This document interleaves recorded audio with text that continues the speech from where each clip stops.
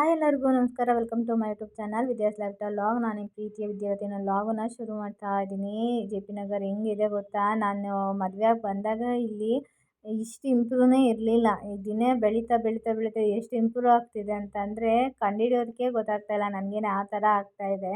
ಇನ್ನು ಇವತ್ತು ನಾನು ಲಾಸ್ಟ್ ವ್ಲಾಗಲ್ಲೇ ಹೇಳ್ದಂಗೆ ನನ್ನ ಮಗನ ಸ್ಕೂಲ್ ಕಡೆಯಿಂದ ಇಲ್ಲಿ ಸ್ಟಾಲ್ ಹಾಕಿದ್ದಾರೆ. ಸೊ ಅವನ್ನ ಪಿಕ್ ಮಾಡೋದಿತ್ತು. ಮತ್ತು ಅಂದರೆ ಸ್ಕೂಲಲ್ಲೇ ಹೋಗಿ ಪಿಕ್ ಮಾಡ್ಬೋದಿತ್ತು. ಅವ್ರು ಅಲ್ಲೇ ಮಕ್ಳನ್ನ ಕರ್ಕೊಂಬರ್ತಾಯಿದ್ರು. ಇಲ್ಲಿ ಬಾಮ್ಮ ನೀನು ಬಾಮ್ಮ ಅಂತ ತುಂಬ ಹೇಳ್ತಾ ಇದ್ದ. ಸರಿ ಆಯ್ತು, ಇನ್ನು ಬೇಜಾರು ಮಾಡ್ಕೊತಾನಲ್ಲ ಅಷ್ಟು ಹೇಳಿದ್ದಾನೆ ಅಂತ ಅಂದ್ಬಿಟ್ಟು ಬಂದ್ವಿ. ನಮಗೇನಂದರೆ ನಮ್ಮ ಕೈಲಿ ಏನಾಗುತ್ತೋ ಅದನ್ನು ಮಾಡಬೇಕು. ಅದು ನನ್ನ ಮಗ ಅಷ್ಟೊಂದು ಕರಿತಾ ಇದ್ನ. ಇನ್ನು ಮನೇಲಿ ಇರ್ತೀನಲ್ವ, ಸರಿ ಹೋಗಿ ಬರೋಣ ಆಯಿತು ಅಂದ್ಬಿಟ್ಟು ಸಂಜೆ ಮೇಲೆ ಮೇಘನಾ ಬಂದಮೇಲೆ, ಶನಿವಾರ ಇವತ್ತು, ಮೇಘನಾ ಬಂದಮೇಲೆ ಕರ್ಕೊಂಡು ಹೋಗಿ ಬಂದೆ. Excuse me, ma'am. Can I have your license tag? Ma'am, if you follow Instagram, you will get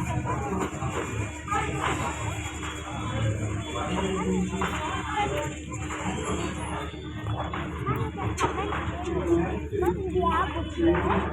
Ma'am, after you are going, call me. I will also come inside. Ma'am.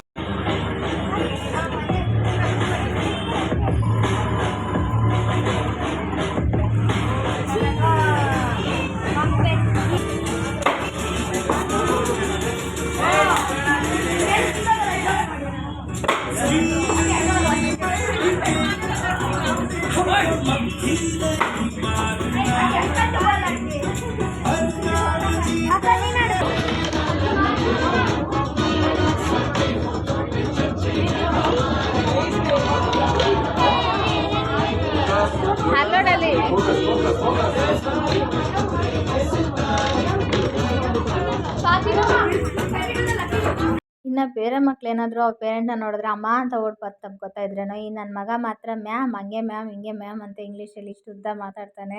ಅವ್ನು ಮಾತಾಡ್ತಾ ಇದ್ದರೆ ನಂಗೆ ಅದು ಕೇಳೋಕ್ಕೆ ಒಂಥರ ಚೆಂದ.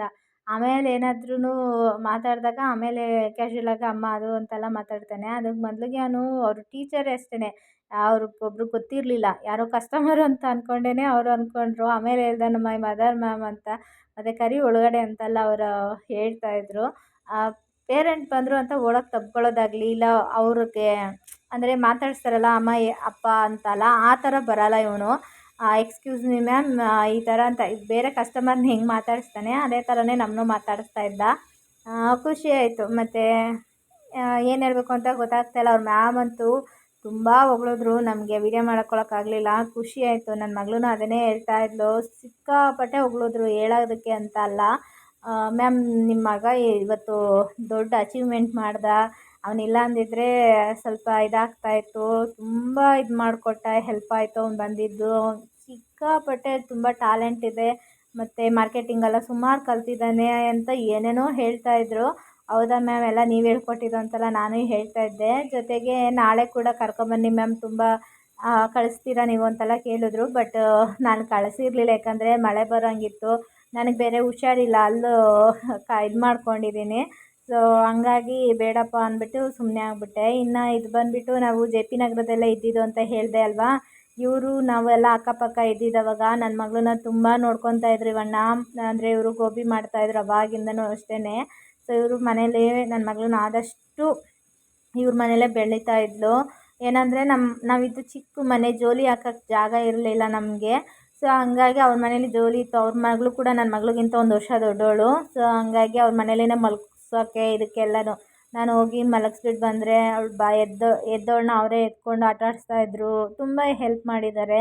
ನಿಮ್ಗೆ ಗೊತ್ತಿರುತ್ತೆ, ಚಿಕ್ಕ ಚಿಕ್ಕ ಮಕ್ಕಳನ್ನ ನೋಡ್ಕೊಳ್ಳೋದು ತುಂಬ ಕಷ್ಟ. ಸೊ ಹಂಗಾಗಿ ಅದರಲ್ಲೆಲ್ಲ ಅವ್ರು ತುಂಬ ಹೆಲ್ಪ್ ಮಾಡಿದರು. ಇನ್ನು ಅವ್ರ ಹತ್ರ ಮಾತಾಡಿಕೊಂಡು ಸುಮಾರು ಒಂದು 7:30ನೇ ಆಗೋಯಿತು. 4 ಗಂಟೆಯಿಂದ 7:30ವರೆಗೂ ಅಲ್ಲೇ ಸ್ಪೆಂಡ್ ಮಾಡಿದ್ದೀವಿ ಅಂಗಡಿ ಹತ್ರನೇ. ನಾನು ಆಮೇಲೆ ಅವರು ಹೊಸ ಅಂಗಡಿ ಇವಾಗೆಲ್ಲ ಫುಟ್ಪಾತಲ್ಲಿ ಸೇಲ್ ಮಾಡೋಂಗಿಲ್ವಂತಲ್ಲ, ಹಂಗಾಗಿ ಅಂಗಡಿ ಮಾಡ್ಕೊಂಡಿದ್ದಾರೆ, ಅದೆಲ್ಲ ತೋರಿಸ್ತಾ ಇದ್ದರು. ಆಮೇಲೆ ಅವರು ಹೇಳ್ತಾಯಿದ್ರು, ನಾವು ನಿಮ್ಮಮ್ಮ ಎಲ್ಲ ಒಳ್ಳೆ ಅಕ್ಕ ತಂಗಿರ ಥರನೇ ಇದ್ವಿ, ಜೊತೆಲಿಟ್ಟಿಲ್ಲ ಅಷ್ಟೇ, ಒಬ್ರು ಕಷ್ಟಕ್ಕೊಬ್ಬರು ಯಾವಾಗಲೂ ಇರ್ತಾಯಿದ್ದೋ. ಒಂದು ದಿನ ಸಾಂಬಾರು ಮಾಡಿಲ್ಲ ಅಂದ್ರೂ ನನಗೆ ಯೋಚನೆ ಇರಲಿಲ್ಲ, ಅವರೇ ಕೊಡ್ತಾಯಿದ್ರು, ಮಕ್ಳಿಗೆ ಆಗಲಿ ನಮಗೆ ಆಗಲಿ ಅಂತ. ಅಂಥ ಒಂದು ಬಾಂಡಿಂಗ್ನ ಬಿಟ್ಟು ಬಂದೆ, ಬೇಜಾರಾಗ್ತಾ ಇದೆ. ಇಲ್ಲ ಆ ಥರ ಇಲ್ಲ ಅಂತಲ್ಲ, ಆದರೆ ಆ ಲೆವೆಲಿನ ಬಾಂಡಿಂಗ್ ಇಲ್ಲಿ ಯಾರ ಜೊತೆನೂ ಬೆಳೆದಿಲ್ಲ ಅಷ್ಟೇ. ಇನ್ನು ರೇಷನ್ ತರೋಣ ಅಂತ ಇಲ್ಲಿ ಬಂದಿದ್ದೆ. ಈ ಗಂಡ ಹೆಂಡ್ತಿ ಅದೇನು ಬ್ಯಾಗೇನಲ್ಲ, ಅದು ರೇಷನ್ನೇ. ನೋಡಿ ಲಗೇಜ್ ಬ್ಯಾಗ್ ತಂದು ರೇಷನ್ ತಗೊಂಡು ಪಾಪ ಇಬ್ಬರು ಜೊತೆಗೆ ಎಷ್ಟು ಚೆನ್ನಾಗಿ ಹೋಗ್ತಾಯಿದ್ರು ಗೊತ್ತಾ. ಅವ್ರ ಯಜಮಾನ್ರು ಕೂಡ ನಾನು ಹಿಡ್ಕೊತೀನಿ ಅಂದ್ಬಿಟ್ಟು ತಿರ್ಗಾ ಆ ಬ್ಯಾಗುಗೂ ಅವ್ರು ಕೈ ಹಾಕಿದ್ರು. ತುಂಬ ಖುಷಿ ಆಯಿತು ಇದೆಲ್ಲ ನೋಡಿ ನನಗೆ. ನನ್ನ ಮಗನ ಅಷ್ಟು ಮ್ಯಾಮ್ ಹೊಗಳ್ತಾ ಇದ್ರ, ನನಗಂತೂ ತುಂಬ ಖುಷಿ ಆಯಿತು. ಮಕ್ಕಳು ಈ ವಯಸ್ಸಿಗೆ ಇಷ್ಟೆಲ್ಲ ಹೊಗಳಿಕೆ ತಗೊತಾ ಇದ್ದಾರಲ್ಲ, ಇಷ್ಟು ಬೇಗ ಅವ್ರು ಹೇಳ್ಕೊಟ್ಟಿದ್ದ ಕೆಲಸನ ಕಲಿತು ಅಲ್ಲಿ ಮಾಡಿ ಖುಷಿ ಆಯಿತು ನನಗಂತೂ. ಇನ್ನು ಜೆ ಪಿ ನಗರದಲ್ಲಿ ಹಳೆ ಫ್ರೆಂಡ್ಸ್ನ ನೋಡಿ ಅದು ಕೂಡ ಅಷ್ಟೇ ತುಂಬ ಖುಷಿ ಆಯಿತು. ಈಗೆಲ್ಲ ಫುಟ್ಪಾತಲ್ಲಿ ಏನೋ ವ್ಯಾಪಾರ ಮಾಡೋಂಗಿಲ್ವಂತೆ, ಎಲ್ಲ ತೆಗೆಸ್ತಾ ಇದ್ದಾರಂತೆ. ಹಂಗಾಗಿ ಅಂಗಡಿ ಮಾಡ್ಕೊಂಡಿದ್ದಾರೆ, 25,000 ರೂಪಾಯಿ ಅಂಗಡಿ. ಅವ್ರ ಜೀವನಕ್ಕೆ 25,000 ರೂಪಾಯಿ ಮಿಡ್ಲ್ ಕ್ಲಾಸಲ್ಲಿ ಸೇವಿಂಗ್ಸ್ ಆಗಿದ್ರೆ ಎಷ್ಟು ಅನುಕೂಲ ಆಗ್ತಾಯಿತ್ತು. ಇವಾಗ ಅವ್ರು ಜಾಸ್ತಿ ಅಮೌಂಟ್ನ ಬಾಡಿಗೆ ಕಟ್ಟೋಕ್ಕೆ ದುಡಿಬೇಕು. ಅದನ್ನೇ ಹೇಳ್ತಾ ಇದ್ರು. ಅಂದರೆ fried rice, gobi fried rice ಈ ಥರ ಎಲ್ಲ ಏನಾದರೂ ಇಡೋಣ ಮಶ್ರೂಮ್ದು ಅಂತೆಲ್ಲ ಅಂದ್ಕೊಂಡಿದ್ದೀವಿ ಅಂತ. ನಾನು ವಿಶ್ ಮಾಡ್ಬಿಟ್ಟು ಬಂದೆ. ಇನ್ನು ನಮ್ಮ ಮನೆ ಹತ್ರ ಬಿಲ್ಡಿಂಗ್ ಕೆಲಸ ನಡೀತಾ ಇದೆ, ಅದೇ ಸ್ವಲ್ಪ ಸೌಂಡು ಜಾಸ್ತಿ. ಒಳ್ಳೇದಾಗಲಿ ಅಂತ ಅಷ್ಟೇ ಅಂದ್ಕೊತೀನಿ. ಇನ್ನು ರೇಷನ್ ತರೋಣ ಅಂತ ಹೋಗಿದ್ನಲ್ವಾ, ಅಲ್ಲಿ ಗಂಡ ಹೆಂಡತಿ ನೋಡಿ ಆ ಏಜಲ್ಲಿ ಎಷ್ಟು ಸಪೋರ್ಟಿವ್ ಆಗಿದ್ರು ಅಂದರೆ, ನಾನು ಅದು ಲಗೇಜ್ ಬ್ಯಾಗ್ ಅಂದ್ಕೊಂಡೆ. ಆದರೆ ನಾನು ಹೋಗಿ ನಿಂತ್ಕೊಳ್ಳೋದಕ್ಕೂ ರೇಷನ್ ತಗೊಬರೋದಕ್ಕೂ ಒಂದೇ ಆಯಿತು. ರೇಷನ್ನ ಲಗೇಜ್ ಬ್ಯಾಗಲ್ಲಿ ಹಾಕೊಂಡು ಎತ್ಕೊಂಡು ಹೋಗ್ತಾಯಿದ್ರು. ಎತ್ಕೊಂಡು ಹೋಗೋಕ್ಕೂ ಚೀಲದಲ್ಲಿ ಹಾಕೊಂಡ್ರೆ ಎತ್ಕೊಂಡು ಹೋಗೋಕ್ಕೂ ಆಗಬೇಕಲ್ವಾ. ಸೊ ಅದಕ್ಕೋಸ್ಕರ ಆ ಬ್ಯಾಗ್ ತಂದಿದ್ರು ಅನಿಸುತ್ತೆ. ಆ ಅಂಕಲ್ ಅಂತೂ ಒಂದು ಬ್ಯಾಗ್ ಇದ್ದಿದ್ದಾರೆ, ಅವ್ರ ಹೆಂಡತಿ ಎತ್ಕೊಂಬರ್ತೀನಿ ಅಂದರೆ ಇಲ್ಲ ನಾನು ಇನ್ನೊಂದು ಇಟ್ಕೊತೀನಿ ಅಂದ್ಬಿಟ್ಟು ಕೇಳಿ ಇಸ್ಕೊಂಡ್ರು. ಖುಷಿ ಆಯಿತು. ಅಷ್ಟು ಏಜ್ ಆದ್ರೂ ಇನ್ನೂ ಆ ಒಂದು ಬಾಂಡಿಂಗಲ್ಲಿ ಇದ್ದಾರಲ್ಲ, ಅದು ನನಗೆ ನಿಜ ಖುಷಿ ಆಯಿತು. ಅದಕ್ಕೆ ಒಂದು ಸಣ್ಣ ಕ್ಲಿಪ್ಪಿಂಗ್ ತಗೊಂಡೆ. ಇನ್ನು ನಂದು ರೇಷನ್ ನನಗೆ ಕೊಡಲಿಲ್ಲ. ಅದೇನೋ ಹೆಬ್ಬೆಟ್ಟು ಹೋಗಿ ನಂದು ಅದು ತೊಗೊಳುತ್ತಲ್ವಾ, ತೊಗೊಳ್ಳೇ ಇಲ್ಲ. ನಾನು ಅದೇ ಹೇಳಿದೆ, 3-4 ಸಾರಿ ಪಾಪ ಅವರು ಟ್ರೈ ಮಾಡಿದ್ರು. ನೀನು ಬೇರೆ ತೊಗೋತಾ ಇಲ್ಲ ಅಮ್ಮ, ಬೇರೆ ಬೆಳ್ಳೆಲ್ಲ ಚೇಂಜ್ ಮಾಡು ಅಂತೆಲ್ಲ ಹೇಳಿದ್ರು. ಮಾಡಿದ್ರೂ ತೊಗೊಳ್ಲಿಲ್ಲ. ನಾನು ಹಿಂದೆ ಒಂದು ಅಜ್ಜಿ ಇತ್ತು, ಅಜ್ಜಿ ಇಟ್ಟ ತಕ್ಷಣ ಅಜ್ಜಿ ತೊಗೊಂಡ್ಬಿಟ್ಟು ನಂದೇ ತೊಗೊಂಡಿಲ್ಲ ನೋಡಿ ಬೆರಳು. ಆಮೇಲೆ ನಾನು ಅವ್ರಿಗೆ ಅದನ್ನೇ ಅಂದೆ, ಅಜ್ಜಿದೆಲ್ಲ ಸೆಲೆಕ್ಟ್ ಆಗ್ತಾಯಿದೆ, ನಂದೇ ಯಾಕೆ ಸೆಲೆಕ್ಟ್ ಆಗ್ತಾಯಿಲ್ಲ ಅಂತ. ಅವ್ರು ಅದನ್ನು ಹಾಕ್ತಾಯಿದ್ರು.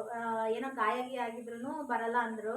ನನಗೆ ಗಾಯ ಏನೂ ಆಗಿಲ್ಲ, ಸ್ಕಿನ್ನು ಸ್ವಲ್ಪ ಕಟ್ಟಾದಂಗೆ ಆಗಿದೆ. ಸೊ ಅದರಿಂದ ತೊಗೊಳ್ಲಿಲ್ವೇನೋ ಅಂತ ನಾನು ಅಂದ್ಕೊಂಡು ಸರಿ ಆಯ್ತು ನಮ್ಮ ಮನೆಯವ್ರು ಹೋಗ್ತಾರೆ ಅಂತ ಅಲ್ಲಿಂದ ಬಂದೆ. ಯಾಕೋ ಟೈಮು ಹಂಗಿದೆ ಇವಾಗ, ನನಗೆ ಹೇಳೋಕ್ಕಾಗಲ್ಲ. ನನ್ನ ಮಗನ ಸ್ಟಾಲ್ ಹಾಕಿದ್ರಲ್ಲ, ಅಲ್ಲಿ ಗೇಮ್ ಮಾಡೋಕ್ಕೆ ಹೋದರೆ ಬೆಟರ್ ಲಕ್ ನೆಕ್ಸ್ಟ್ ಟೈಮ್ ಅಂತ ತೋರಿಸ್ತು. ಬೇಜಾರಾಯಿತು. ಹೋಗಿ ಅಂದರೆ ಅಷ್ಟು ಸೀರಿಯಸ್ಸಾಗಿ ತಗೊಳ್ಳಿಲ್ಲ, ನನಗೆ ಗೊತ್ತು ನನ್ನ ಹಣೆ ಬರ ಹೆಂಗಿದೆ ಅಂತ. ಅದಕ್ಕೋಸ್ಕರ ಇಂಡೇಷನ್ ತರಕ್ಕೆ ಹೋಗಿದ್ದೀನಿ, ಅಲ್ಲೂ ಆ ಥರ ಹೇಳಿ ಕಳಿಸಿದ್ರು. ಹಿಂಗೆ ಆಗ್ತಾ ಇದೆ, ನೋಡೋಣ ಎಲ್ಲಿಗೆ ಹೋಗುತ್ತೆ ಅಂತ ಗೊತ್ತಿಲ್ಲ. ಇನ್ನು ಇವತ್ತಿನ ವ್ಲಾಗ್ ಕೂಡ ಇಲ್ಲಿಗೆ ಎಂಡ್ ಮಾಡ್ತೀನಿ. ಇಷ್ಟ ಆಗಿದೆ ಅಂದರೆ ಪ್ಲೀಸ್ ಲೈಕ್ ಮಾಡಿ, ಸಪೋರ್ಟ್ ಮಾಡಿ. ಆಮೇಲೆ ನಂದು ಹಳೆ ಚಾನಲ್ ಏನಾಯಿತು ಅಂತ ಕೇಳ್ತಾಯಿದ್ರು. ನಾನು ಮಾಡಿದ್ದು ಎಡವಟ್ಟು. ನೆಕ್ಸ್ಟ್ ವ್ಲಾಗಲ್ಲಿ ಖಂಡಿತ ಹೇಳ್ತೀನಿ ಏನಾಯಿತು, ಏನು, ಯಾಕೆ ಇದನ್ನು ಮಾಡಿದೆ ಅಂತ ಎಲ್ಲನೂ. ಸೊ ಇವತ್ತಿನ ವಿಡಿಯೋ ಇಷ್ಟ ಆದರೆ ಪ್ಲೀಸ್ ಲೈಕ್ ಮಾಡಿ, ಶೇರ್ ಮಾಡಿ, ಚಾನಲ್ನ ಸಬ್ಸ್ಕ್ರೈಬ್ ಮಾಡಿಕೊಂಡು ಸಪೋರ್ಟ್ ಮಾಡಿ.